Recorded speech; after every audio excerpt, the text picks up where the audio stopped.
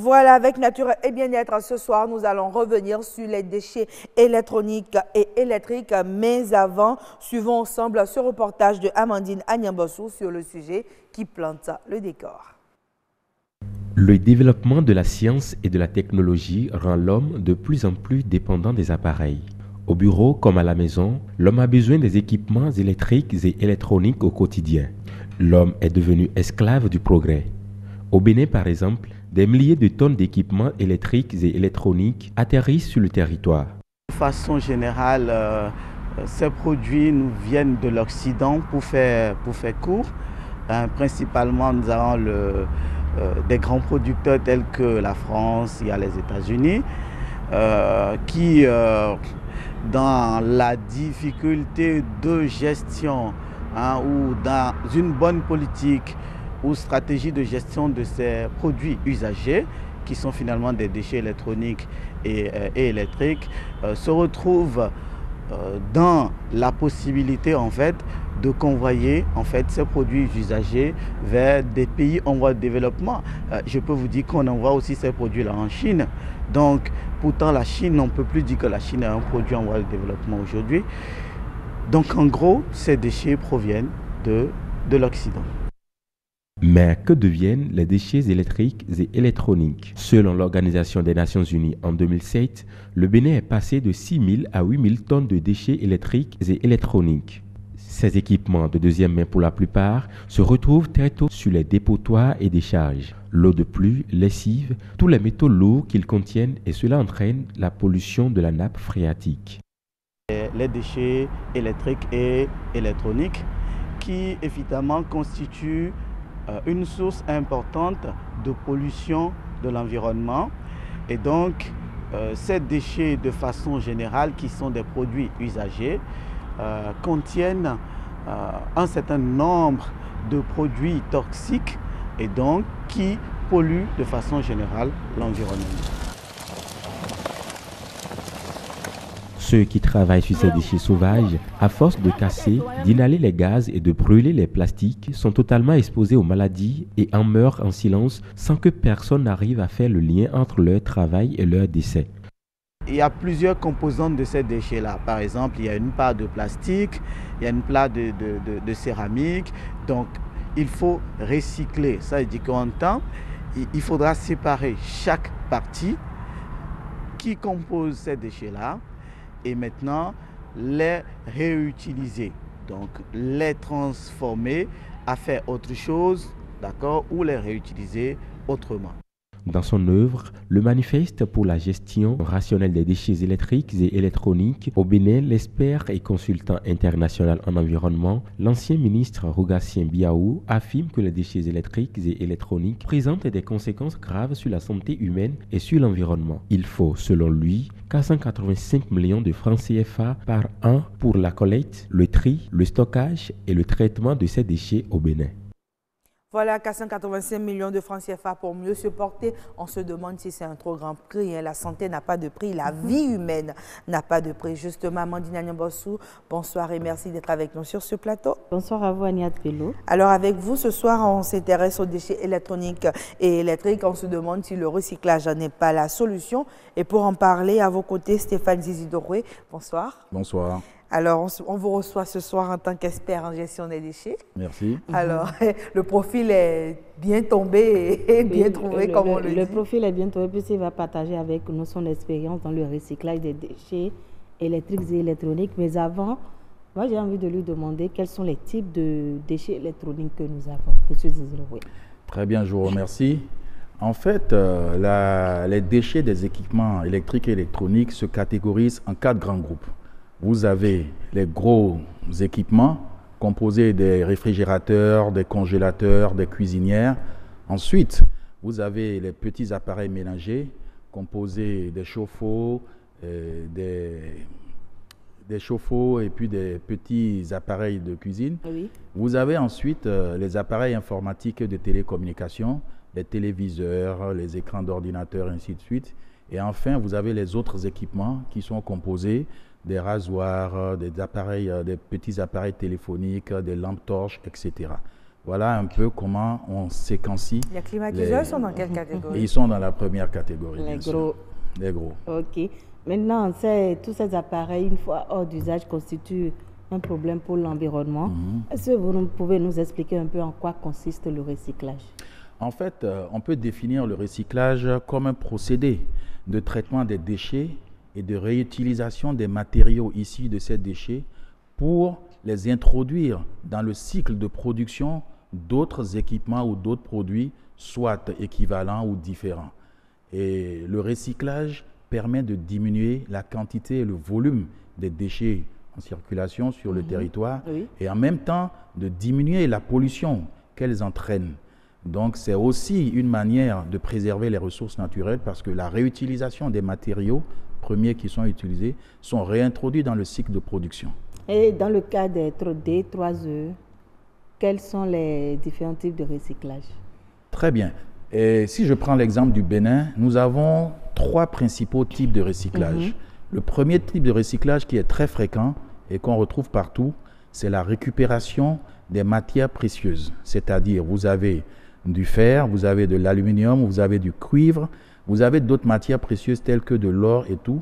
Mais qu'on retrouve dans ces appareils-là. Dans ces appareils, forcément. Vous avez du cadmium et tout ça. Mais la spécificité, le temps de traitement de ces déchets ne permet pas de récupérer ces matières premières précieuses. Mais sinon, le reste, le cuivre et consorts, sont récupérés de manière et réutilisés dans d'autres cycles, mais de manière un peu sauvage ici au Bénin. D'accord. Alors, dans le reportage, on a dit que pour pouvoir recycler, ça a aussi un coût. Est-ce que c'est parce que ça coûte trop cher qu'on n'arrive pas forcément, tout le monde n'arrive pas à aller au recyclage? Oui, en fait, pour recycler, ça a un coût forcément, mais ça se prévoit, le recyclage. Le recyclage commence déjà à l'achat du matériel. Et les réglementations qui sont mises en place devaient permettre à ce que lorsque vous achetez un équipement, vous puissiez payer déjà une écotaxe qui va permettre de financer un organe ou une agence chargée de la récupération et du recyclage de ces équipements lorsqu'elles arriveront en fin de vie. Et lorsque vous avez aussi des sociétés dont je tais le nom ici, qui mettent sur la place des équipements comme des décodeurs, ils doivent s'engager lorsque ces décodeurs sont à changer ou sont à sortir du cycle d'exploitation, à les récupérer pour les recycler. D'accord, mais il y a quand même des structures, hein, quand on prend d'autres pays où c'est prévu déjà, dès que vous l'achetez, que vous n'en avez plus besoin ou que vous supposez qu'il est détérioré, vous avez la possibilité de le faire même racheter. C'est vrai, à un coût extrêmement bas, mais au moins ils peuvent les récupérer. Est-ce que pour vous, c'est ça la solution? Mais est-ce que tout le monde peut s'y engager? C'est une partie de solution. Aujourd'hui, dans certains pays, dans les pays développés, lorsque vous voulez acheter un matériel neuf, vous ramenez l'ancien matériel et on vous le prend à un prix. Malgré ce que vous avez déjà. Malgré ce que vous avez déjà, vous ramenez l'ancien plutôt appareil et on vous le reprend à une certaine valeur qui compense avec le prix du nouvel équipement. Du nouvel achat. Du nouvel achat. Ce qui fait que, quelque part, ça facilite la floraison. Ça encourage à la consommation. C'est une manière aussi d'inciter la consommation. Chez nous, ces habitudes ne sont pas encore instaurées. Oui, mais en attendant, qu'est-ce qu'il faut faire? Je crois qu'il faudrait peut-être qu'on pense aussi à ces venues de France. Quand le circuit de distribution et d'achat n'est pas très bien connu, bien maîtrisé, bien encadré, ce n'est pas possible de pouvoir aller vers ce genre de solution que vous proposez. Oui, aujourd'hui, la loi permet d'importer sans taxe les produits réutilisés, déjà utilisés ailleurs, notamment dans les pays développés. Ils viennent ici sous forme de seconde main et ça permet d'une part de combler le fossé numérique et d'autre part, ça donne une certaine aisance économique et sociale parce que celui qui a la télévision chez lui, il est d'une certaine catégorie, il a atteint un certain niveau de développement. C'est ce qu'on se dit. Mais est-ce que ces produits qui ont atteint un cycle de vie et ne sont plus utilisés dans d'autres pays vont constituer des matières neuves chez nous? Je pense que quelque part, nous récupérons les déchets des autres pour en faire encore des déchets chez nous. Donc nous sommes devenus la poubelle du monde. Bon, et ici, on oublie un peu ces aspects parce que je pense qu'il ne faut pas oublier l'aspect économique de la chose. Qu'on le veuille ou pas, toutes les couches de notre société n'ont pas les moyens de pouvoir aller vers du neuf tout de suite.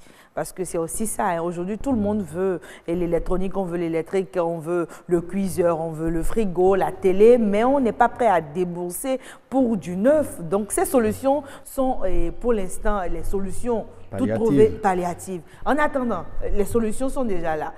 Et pourtant, après coup, il faut les rejeter dans la nature. Qu'est-ce qu'il faut faire pour éviter justement que ce soit encore nous qui payons pour cela? Forcément, c'est le recyclage. C'est le recyclage. Aujourd'hui, de plus en plus partout dans le monde, et on va vers le recyclage, on va vers la préservation des ressources naturelles, on va vers la réutilisation, que ce soit dans les équipements électriques et électroniques, que ce soit dans l'alimentation, partout, on rentre, c'est le moment du recyclage.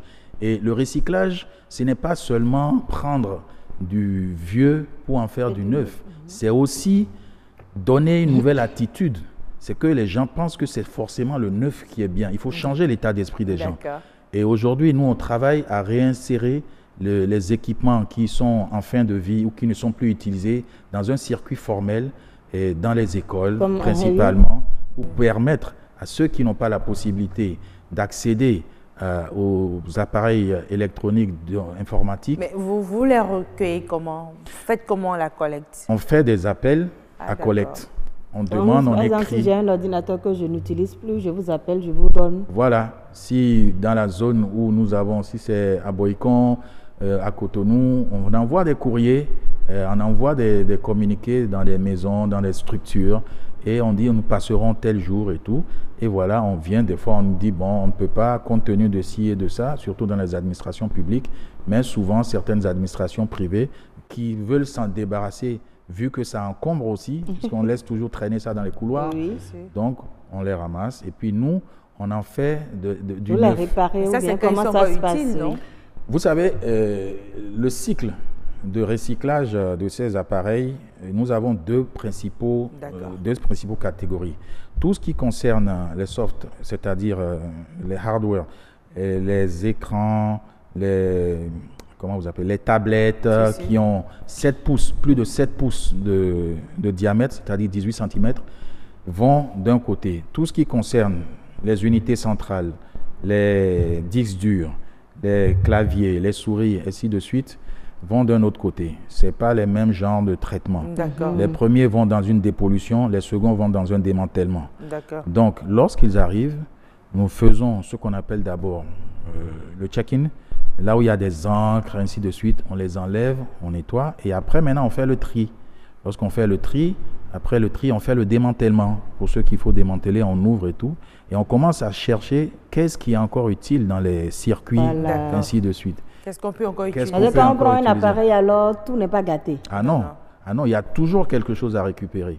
Toujours. Même la dernière, l'ultime récupération peut servir encore à quelque chose. D'accord. Je crois que c'est sur cette recommandation, même l'ultime, peut servir encore à quelque chose. Amandine Agnambossou, c'est fini pour ce plateau. C'était un plaisir de vous avoir.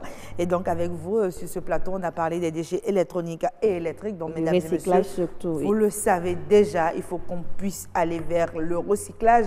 C'est la solution pour vous et nous, pour mieux nous porter.